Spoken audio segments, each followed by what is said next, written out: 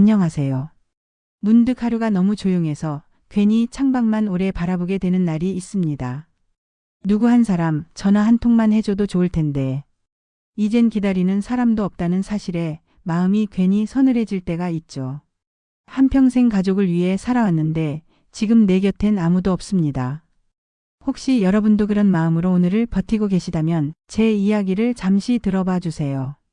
언젠가 웃으며 돌아볼 수 있을 날이 반드시 올 겁니다. 내 이름은 정미순. 나는 전쟁이 한창이던 여름 경상도 산골 마을에서 태어났습니다. 포성이 멎은 뒤에도 사람들 마음속 전쟁은 계속됐지요. 우리 집은 그 중에서도 더 가난했습니다. 볏짚 위에 멍석 깔고 자던 시절 밥은 고사하고 죽조차 배불리 먹기 힘들던 날이 많았어요. 그런 속에서도 어머니는 사람은 그를 알아야 산다고 늘 말씀하셨습니다. 학교에 가는 길은 멀고도 험했고 소나무 숲 사이로 지름길을 만들어 다녔습니다. 책이 없어도 연필이 짧아져 손끝이 아플 때까지도 나는 글을 쓰고 싶었습니다. 밤이면 모두 잠든 부엌 귀퉁이에서 촛불을 켜고 한자 한자 따라 써내려갔죠. 종이 대신 신문지에 적고 연습장 대신 마른 나뭇잎 뒷면에 숫자를 적으며 배웠습니다. 그렇게 쌓은 공부는 내 삶의 첫 번째 힘이 되었고 내 아이는 꼭 배운 사람으로 만들겠다는 다짐이 되었어요. 세상은 늘 어렵고 마음은 허기졌지만 배운 만큼은 제 마음을 뜨겁게 채워주었죠. 그 어린 시절이 훗날 내가 어머니로서 버틸 수 있었던 첫 뿌리가 되었습니다. 27살. 그 시절 제 인생엔 여유라는 게 없었습니다. 마을 장터에서 쉴 새 없이 일하다 어느 날 야무지게 시장 좌판을 차리던 남자를 만났죠. 그는 말이 많지 않았지만 손이 부지런했고 사람을 속이지 않았습니다. 그런 모습이 참 믿음직스러웠어요. 우리는 서둘러 결혼을 했고 신혼살림 일할 것도 없이 반지하 방 하나에서 시작했죠. 첫날 밤 반찬이라고는 김치랑 달걀 프라이가 전부였지만 서로 마주보고 웃었어요. 그렇게 시작된 우리 둘의 삶은 하루하루가 버티는 날의 연속이었습니다. 그이는 새벽마다 트럭에 채소를 싣고 나갔고 저는 시장 입구에서 그걸 팔았습니다. 겨울에는 손끝이 터져서 피가 뚝뚝 떨어졌고 여름에는 뜨거운 햇살 아래 쓰러질 듯한 땀을 흘리며 버텼죠. 한 푼이라도 더 벌려고 밤에는 공장에서 일용직도 했습니다. 그래도 힘들다는 생각보단 이 사람과 함께라면 뭐든 할 수 있다는 생각이 더 컸습니다. 한 번은 장날에 번 돈으로 싸구려 국밥을 사줬는데 남편이 그렇게 맛있다며 눈물을 글썽이더군요. 서로를 위해 아끼고 웃고 손 잡아주는 그 시절은 가난했지만 제 인생에서 가장 뜨거운 사랑이 깃든 시간이었습니다. 그 사람은 말하곤 했습니다. 우린 부자로 살긴 힘들어도 좋은 부모는 될 수 있을 거야. 그 말이 제 마음속 깊이 남았고 그 뒤로 아이들을 위해 헌신하는 삶이 시작됐습니다. 첫째 태훈이가 태어났을 땐 그 조그만 손 하나가 세상을 다 가진 것 같았어요. 병원비도 부족해 둘째 날엔 곧장 집으로 돌아와야 했지만 아이가 숨 쉬는 것만 봐도 행복했습니다. 그날부터 남편과 저는 더더욱 악착같이 일하기 시작했어요. 낮에는 장사, 밤에는 닥치는 대로 일을 했습니다. 그이가 물류창고에서 짐을 나를 때면 저는 아이를 업고 길거리에서 잡채, 김밥을 팔았죠. 그러던 중 동네 한쪽에 작은 가게 자리를 얻을 수 있었습니다. 그 가게가 저희 가족의 숨통을 틔워줬습니다. 어렵게 시작한 구멍가게였지만 남편이 재고를 꼼꼼히 챙기고 저는 손님 한 명 한 명에게 인사 잊지 않고 지내다 보니 손님들이 자꾸 돌아왔습니다. 둘째 태연이까지 태어났을 때 우리는 더 이상 좁은 새 방에 있을 수 없어 대추를 끼고 가게 위층으로 이사도 했습니다. 기저귀, 분유, 학용품 하나하나 사는 것도 큰일이었지만 아들 둘만큼은 가난을 모르고 자랐으면 하는 게 저희 부부의 바람이었습니다. 남편은 늘 말했어요. 우린 배운 게 없으니 애들만큼은 책 놓지 않게 하자. 그 말대로 저는 아이들이 공부에만 집중할 수 있도록 밥도 제때 챙기고 학원도 겨우겨우 보냈습니다. 새벽에 문 연 가게에서 하루 종일 일해 번 돈을 학원비로 고스란히 보낼 때도 많았죠. 그래도 아이들이 책상 앞에 앉아 있는 모습을 보면 참 흐뭇했습니다.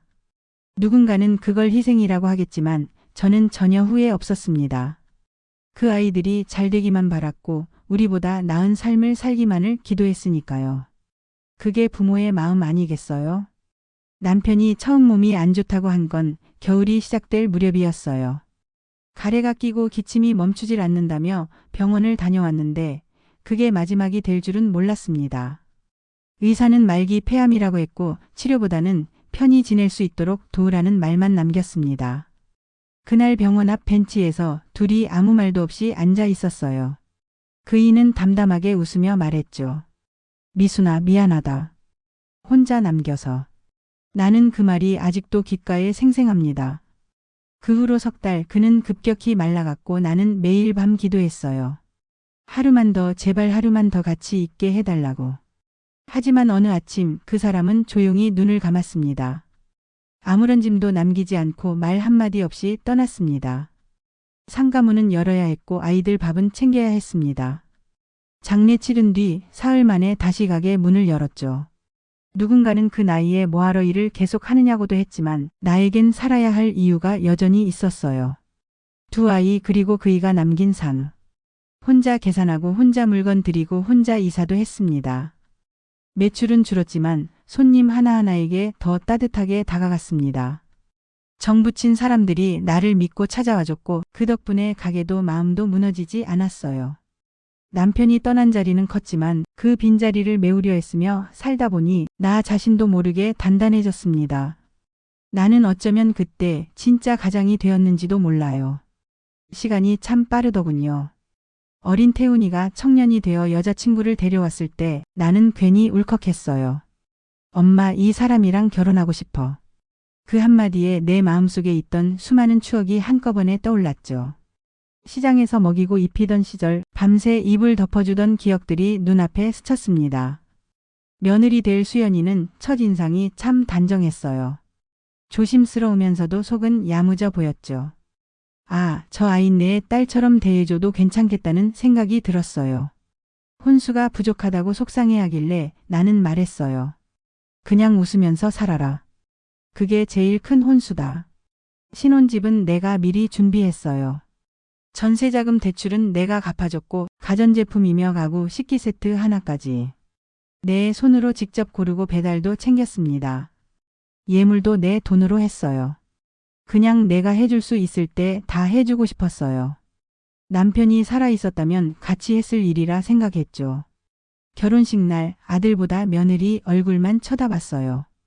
행복해 보이니 참 다행이다 싶었죠. 그날 밤 혼자 집에 돌아와 조용히 웃으며 술 한 잔을 따라 마셨습니다. 이제야 한 곱이 넘겼다 싶었죠. 그리고 마음속으로 다짐했어요. 이 아이 내 딸처럼 아끼며 지켜주자. 그게 저의 진심이었고 정말로 그렇게 하려고 노력했어요. 하지만 그 진심이 나중엔 너무도 쉽게 무시당할 줄은 몰랐습니다. 태연이가 결혼하겠다고 했을 때 마음 한편이 놓이면서도 걱정도 됐어요. 아직 어린 티를 못 벗은 것 같았거든요. 그런데 예진이라는 아가씨를 처음 만났을 때 내 마음이 툭 놓이는 걸 느꼈습니다. 눈빛이 참 따뜻하고 사람을 편하게 하는 성품이 있었어요. 아, 이 아이라면 태연이 곁을 오래 지켜주겠구나. 그 생각 하나로 나는 또 전폭적으로 도왔습니다. 예진이 혼수는 부족하지 않았지만 그 역시 내가 조금 보태줬고 결혼식 날에도 양가 손님 접대까지 신경 써서 챙겼습니다. 첫째 때보다 덜 떨렸지만 그래도 둘째까지 장가 보낸 그날 밤은 이상하게 잠이 오질 않더군요. 이제 진짜 내 자식들은 다 제 갈 길 가는구나. 기쁨 반 허전함 반이었죠. 그리고 몇 달 뒤 예진이가 임신했다는 말을 전해왔어요. 그 소식은 마른 땅의 단비 같았습니다. 그날 이후 나는 자꾸 혼잣말을 했어요. 내 손주가 오는구나. 드디어 나도 할머니가 되는구나.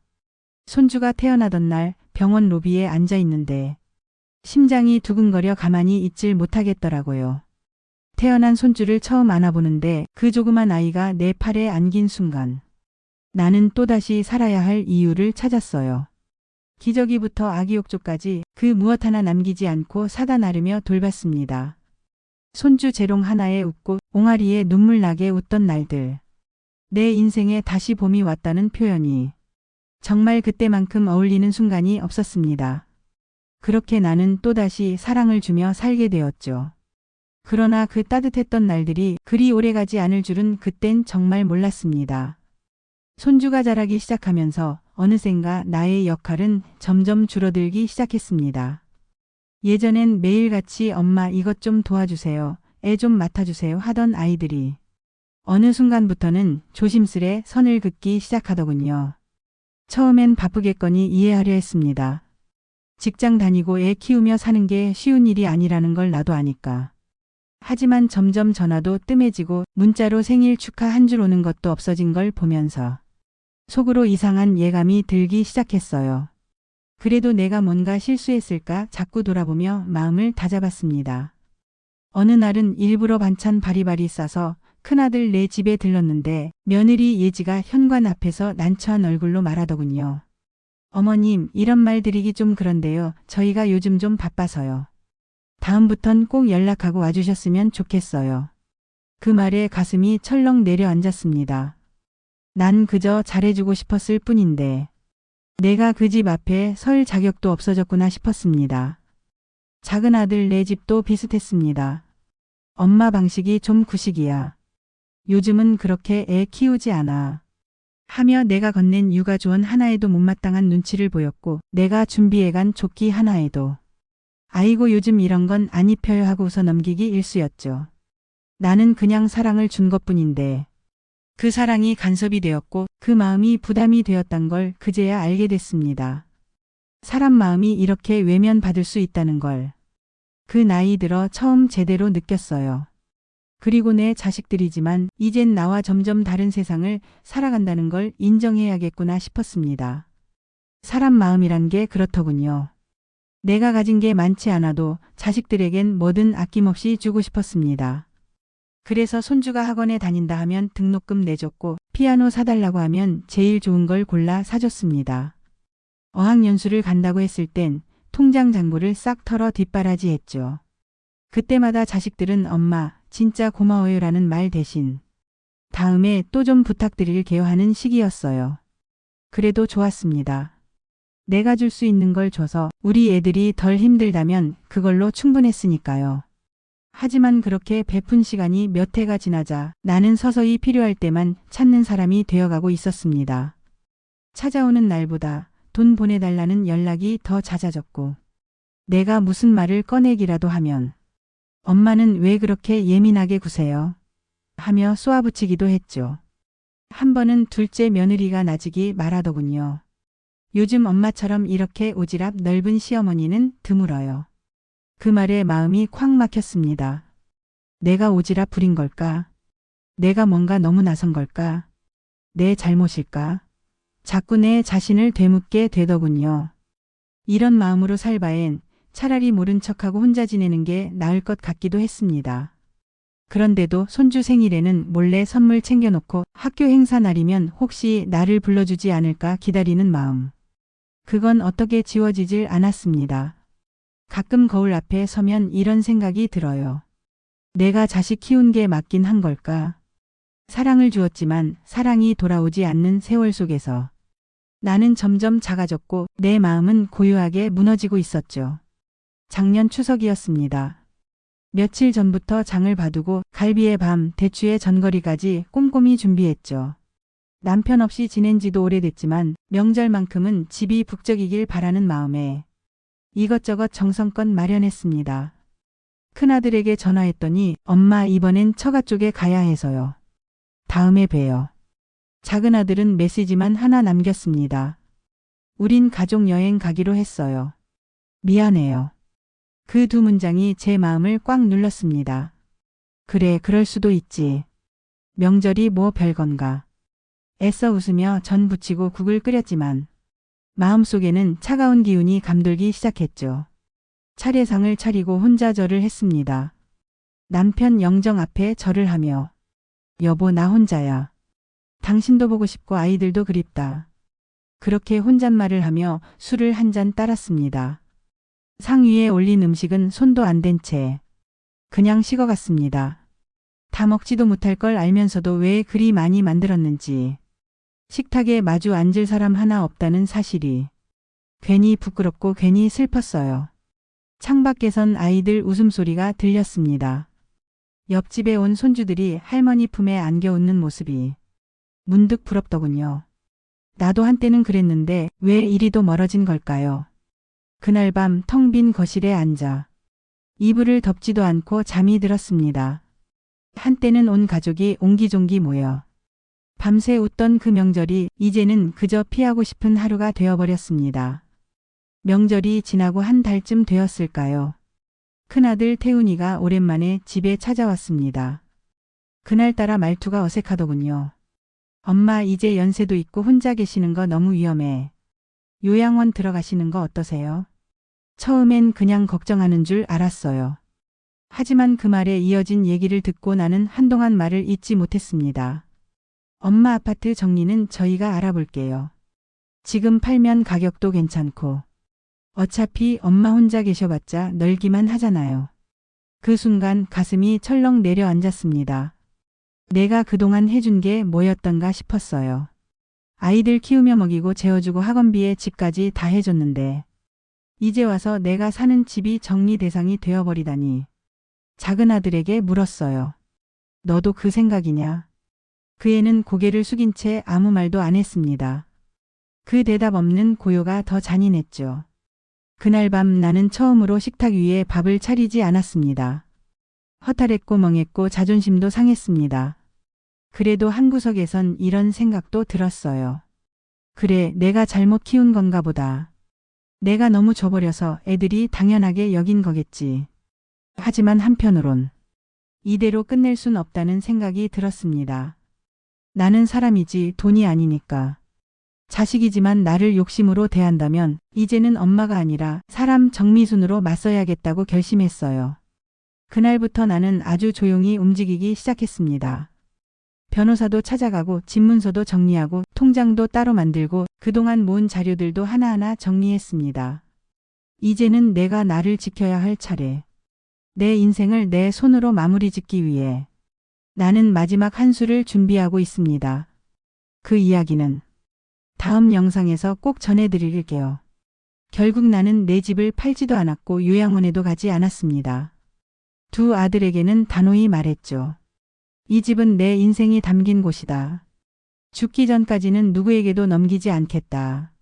그 순간부터 연락이 뚝 끊겼습니다. 처음엔 마음이 허전했지만 그게 오히려 자유였습니다. 오랜만에 마음 놓고 창문을 활짝 열고 내가 좋아하던 국화 화분도 다시 들여놓았어요. 이제야 비로소 나를 위한 집이 된 느낌이었죠. 예전 같으면 명절마다 가득 찬 냉장고가 지금은 한산하지만 그만큼 마음도 가벼워졌습니다. 사람은 외로움에 익숙해지면 오히려 단단해지기도 하더군요. 동네 복지관에서 글쓰기 수업을 듣기 시작했습니다. 그곳에서 만난 분들과 서로 이야기를 나누며 나는 내가 얼마나 긴 세월을 침묵 속에 버텨왔는지를 알게 됐어요. 어느 날 선생님이 그러시더군요. 미순 어르신 이제야 본인의 삶을 쓰기 시작했네요. 그 말에 눈물이 왈칵 쏟아졌습니다. 그래요.